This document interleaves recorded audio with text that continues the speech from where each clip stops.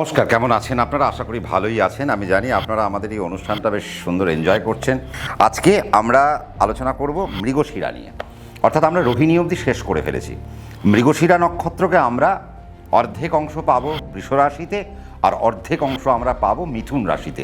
তাহলে সবার আগে আমরা বৃষ রাশির মৃগশিরা কী ফল পেতে চলেছে তা নিয়ে আগে আলোচনাটা শেষ করে ফেলি।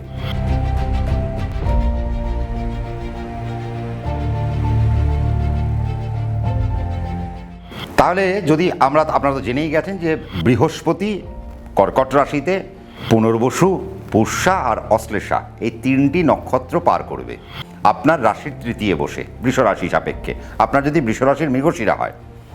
আর শনি আপনার নবমপতি, আপনার দশমপতি, সে মীন রাশিতে আপনার রাশি হইতে একাদশে অবস্থান করবে। তিনটি নক্ষত্র পার করবে, পূর্ব ভাদ্রপদ, উত্তর ভাদ্রপদ এবং রেবতী। সবার আগে আপনাকে জেনে নিতে হবে যে আপনার ক্ষেত্রে বৃহস্পতির নক্ষত্র কিন্তু বিপদ নক্ষত্র, আর বুধের নক্ষত্র আপনার জন্য প্রত্যরী নক্ষত্র।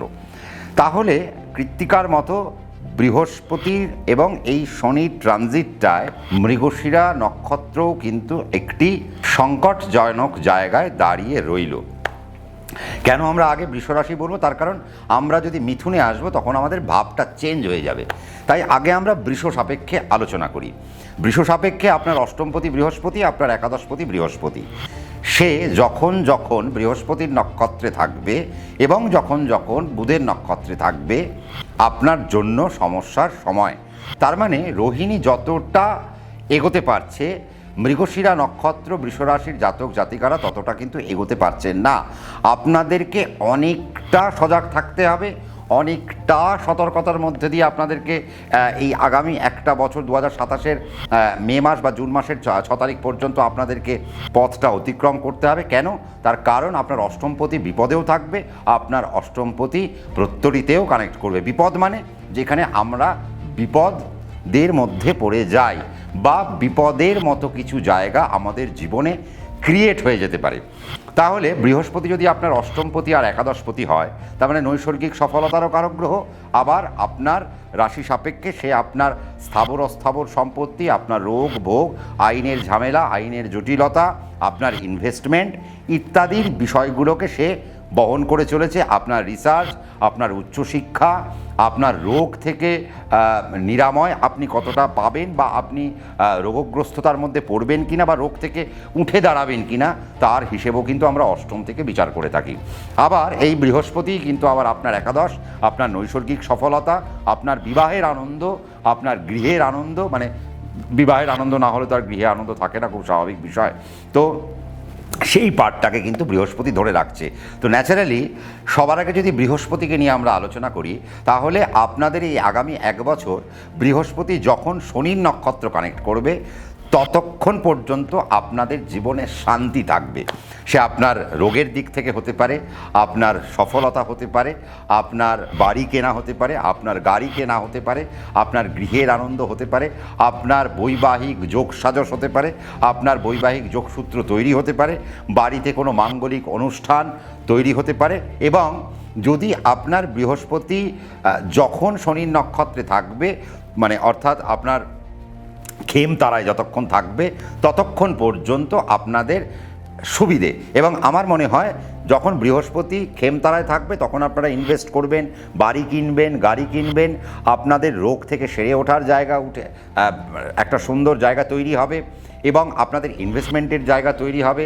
আপনাদের সেই সময় আপনারা সফল হবেন, আপনারা সেই সময় রিসার্চে আপনারা সফল হবেন, সেই সময় আপনাদের গৃহে যদি কোনো জটিলতা থাকে বা আপনাদের কোনো আইনের জটিলতা থাকে সেখান থেকে আপনারা বেরিয়ে আসার সুযোগ পাবেন। কিন্তু বৃহস্পতি যখন বিপদে থাকবে আপনার বাড়িতে কোনো আইনের জটিলতা তৈরি হতে পারে, আইনের পরিস্থিতি তৈরি হতে পারে। আপনি আইনের দ্বারস্থ কখন হবেন, আইনের সাহায্য কখন নেবেন, আপনি কোনো কোর্ট কেস প্রসিড করতে চাইছেন, বৃহস্পতি যতক্ষণ শনির নক্ষত্রে থাকবে ততক্ষণ পর্যন্ত আপনি আইনের দ্বারস্থ হতে পারেন। কিন্তু যেই বৃহস্পতি আপনার বুধের নক্ষত্র বা বৃহস্পতির নক্ষত্র কানেক্ট করবে নিজের নক্ষত্র, তখন কিন্তু আপনারা আর প্রসিড করবেন না। এবং সেই মুহূর্ত পর্যন্ত কিন্তু আপনাদের হেরে যাওয়ার সম্ভাবনা থাকবে। আপনাদের যদি কোনো কোর্ট কেস চলে তা আপনাদের বিরুদ্ধে চলে যেতে পারে। আপনারা যদি কোনো বাড়িতে ইনভেস্ট করেন সেই বাড়ি নিয়ে কোনো জটিলতা তৈরি হতে পারে, সেখান থেকে কোনো কোর্ট কেস তৈরি হতে পারে। আপনি কোনো দুরারোগ্য ব্যাধিতে পড়ে যেতে পারেন, আপনার পথে কোনো বিপদ হতে পারে, তার কোনো বিপদ তারা। এবং অষ্টম থেকে আমরা অ্যাক্সিডেন্ট দেখে থাকি, তাহলে আপনার কোনো অ্যাক্সিডেন্টাল জায়গা তৈরি হতে পারে, আপনার পথে দুর্ঘটনা হতে পারে, আপনার যাত্রা পথে দুর্ঘটনা হতে পারে, আপনারা সেই সময় পড়ে যেতে পারেন এবং মাথার পিছনের দিকে আপনাদের আঘাত লাগতে পারে।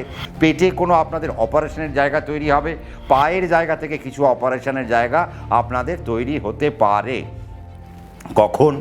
যখন বৃহস্পতি আপনার বৃহস্পতির নক্ষত্র অর্থাৎ বিপত্তারায় থাকবে, আবার যখন বৃহস্পতি আপনার প্রত্যরী তারায় থাকবে, তখন আপনার আশেপাশের জায়গাতে আপনার পরিবারের মধ্যে, আপনার পরিজনের মধ্যে কিছু শত্রুতা বা কিছু শত্রুমূলক কাজকর্ম, বা আপনার এগেনস্টে কোনো অকাল্টমূলক কাজকর্ম, আপনার এগেনস্টে কোনো অকাল্টের ক্রিয়া ইত্যাদি আপনারা সেই সময় পরিলক্ষিত করতে পারেন।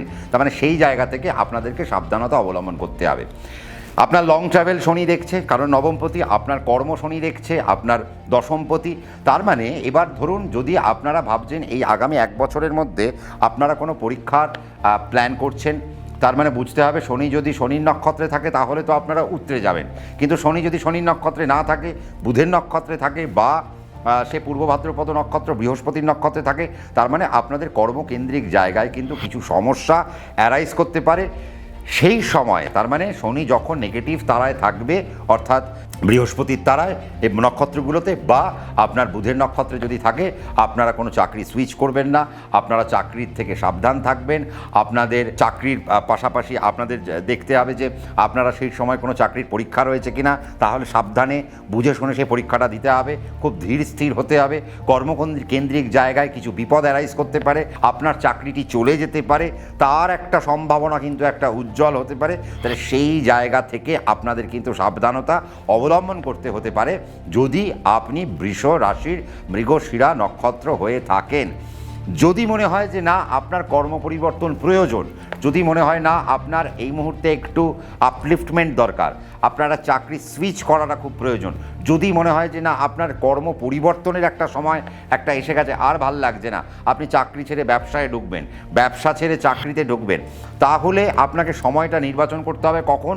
যখন আপনার কর্মপতি শনি সে যখন আপনার ভালো তারায় অর্থাৎ খেম তারায় কানেক্ট করে থাকবে, ততক্ষণ পর্যন্ত আপনারা ভালো কাজগুলি করতে পারেন। এবং আপনি তো জানেন না শনি কতক্ষণ শনির নক্ষত্রে থাকবে, শনি কতক্ষণ বৃহস্পতির নক্ষত্রে থাকবে, শনি কতক্ষণ বুধের নক্ষত্রে থাকবে। তাহলে আপনি কোন সময়টাকে নির্বাচন করবেন আপনার জীবনের আপলিফটমেন্টের জন্য?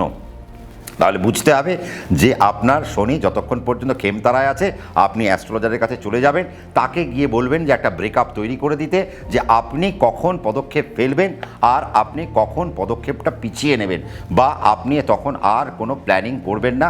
সেই জায়গা থেকেও আপনাদেরকে একটু বুঝে শুনে পা ফেলতে হবে, নতুবা বিপদ।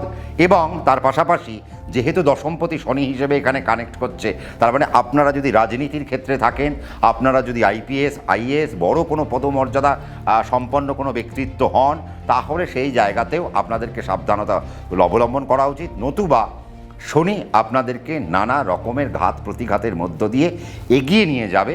যদি আপনি মঙ্গলের নক্ষত্র অর্থাৎ মৃগশিরা নক্ষত্র এবং বৃষরাশির মৃগশিরা নক্ষত্র যদি আপনি হয়ে থাকেন, তাহলে কিন্তু এই সম্ভাবনাটা কিন্তু একটা উজ্জ্বল হচ্ছে।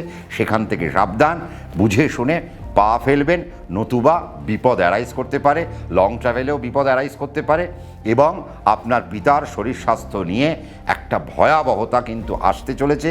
সেই জায়গা থেকেও সাবধান। আপনার বাবার যেন কোনো বিপদ না হয়, আপনার নিজের যেন কোনো বিপদ না হয়, আপনার বাবারও পথিমধ্যে অর্থাৎ পথের মধ্যে কোনো সমস্যা, বা আপনারও পথের মধ্যে কোনো সমস্যা তৈরি হতে পারে। তার মানে এটা গেল আমরা বৃষ রাশি সাপেক্ষে মৃগশিরার একটা আলোচনা আমরা ছোট্ট করে সেরে ফেললাম।